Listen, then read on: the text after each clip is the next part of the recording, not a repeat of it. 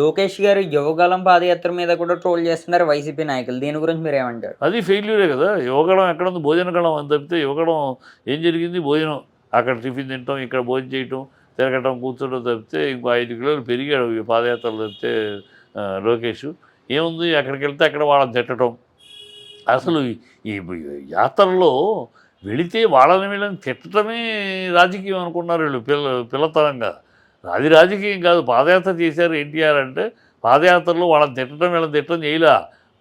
ఆయన బస్సు యాత్రలో ఆయన చేసింది నేను వస్తే ఇది చేస్తాను, నేను వస్తే ఇది చేస్తానని చెప్పాడు, ప్రజలను ఒప్పించాడు, ప్రజలకు విశ్వాసం కల్పించాడు. అలాగే రాజశేఖర రెడ్డి గారు నేను వస్తే ఇది చేస్తాను, అది చేస్తానని చెప్పి పాదయాత్రలో అలాంటి వాగ్దానాలు ఇచ్చి వాటి మీద నమ్మకం కలిగించాడు ప్రజలకి. అది చెప్పాలి తప్పితే నేను వస్తే వాడిని బట్టలోడు తీసి పరిగెట్టిస్తాను, నేను ఇట్లు వస్తే వాడిని కట్టుదారితో నిలబెడతాను, మోకాళ్ళ మీద నిలబెడతాను, ఈ మాటల కోసం ప్రజలు నువ్వు వస్తే ఏం చేస్తావో చెప్పాలి. అది వీళ్ళు చెప్పరు. పవన్కి తెలీదు ఏం చెప్పాలో ఏమిటో తెలీదు, చెప్పలేడు. ఇక్కడ తెలుగుదేశం చెప్తే మేము అది చేస్తాం, 14 ఏళ్ళు సీఎంగా ఉన్నాము కదా, టీడీపీ అప్పుడే పీకింది, వాళ్ళు కొత్తగా పీకుతామంటారు, ప్రజలు అడుగుతారు. కనుక వాళ్ళకి చెప్పే దమ్ము ధైర్యం లేదు. కనుక ఎదుటి వాళ్ళని తిట్టడం, ఆ తిట్టడం కోసం ఓట్లు వేయరు ప్రజలు. మీరు తిడుతున్నారు కనుక మిమ్మల్ని గెలిపించరు. మిమ్మల్ని తిట్టడానికి, వాళ్ళని రోడ్డు మీద కడ్రాయిలతో పరిగెత్తడానికి మిమ్మల్ని గెలిపించరు. అది బుద్ధి లేని మాటలు, చిల్లరతనంగా ఉంది. ఆ రాజకీయాన్ని భ్రష్టు పట్టించేశారు వీళ్ళు.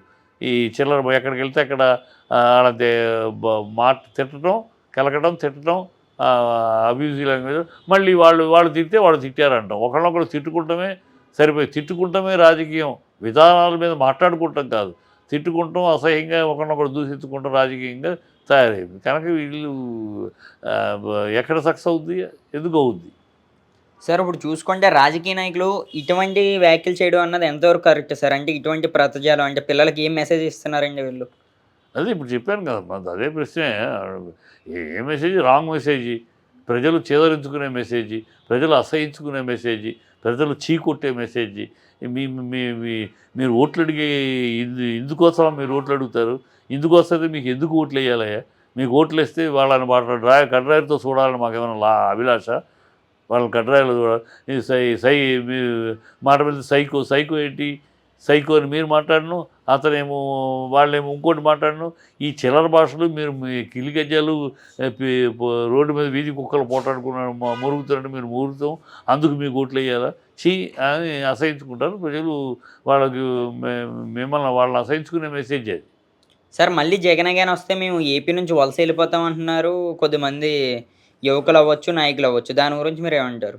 ఎవరు ఆ యువకులు, ఎవరు నాయకులు? ఇప్పుడు యూత్కి సంబంధించి జాబ్స్ రాలేదని జాబ్ క్యాలెండర్ తీయలేదంటున్నారు కదా. ఇవన్నీ వీళ్ళు పుట్టిస్తున్న మాటలు. అలా వలస వెళ్ళిపోయేంత పరిస్థితి ఇక వీళ్ళ రాజకీయాల కోసం రాష్ట్ర పరువు తీయద్దు. ఇక్కడ రాజకీయాలు నువ్వు ఉంటావు, రేపు ఇంకోళ్ళు ఉంటారయ్యా. ఈ రాజకీయ పార్టీలు బుద్ధి తెచ్చుకోవాల్సిన విషయం ఏంటంటే, మీ రాజకీయాల కోసం ప్రపంచ దృష్టిలో, దేశ దృష్టిలో ఆంధ్ర రాష్ట్రాన్ని ఒక బలహీనపరచద్దు. ఆంధ్ర రాష్ట్రాన్ని అడుక్కు తినే రాష్ట్రంగాను, ఆంధ్ర రాష్ట్రం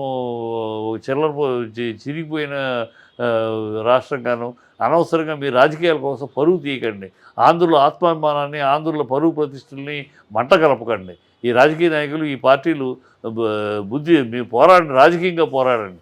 మీ రాజకీయ పోరాటం కోసం, మీ అధికారం లాలస కోసం అని ఆంధ్రుల అభిమానాన్ని, 5 కోట్ల ఆంధ్రుల అభిమానాన్ని మేమేదో బయటికి వెళ్తే, రాష్ట్రం దాటి బయటికి వెళ్తే ఆంధ్ర రాష్ట్రం ఇట్లా ఉంది కదా అని అనుకునేటట్టు చిల్లర వాగుడు, ఆంధ్ర రాష్ట్రం చాలా గౌరవంగా ఉంది, ఆంధ్ర ప్రజలు గౌరవంగా ఉన్నారు.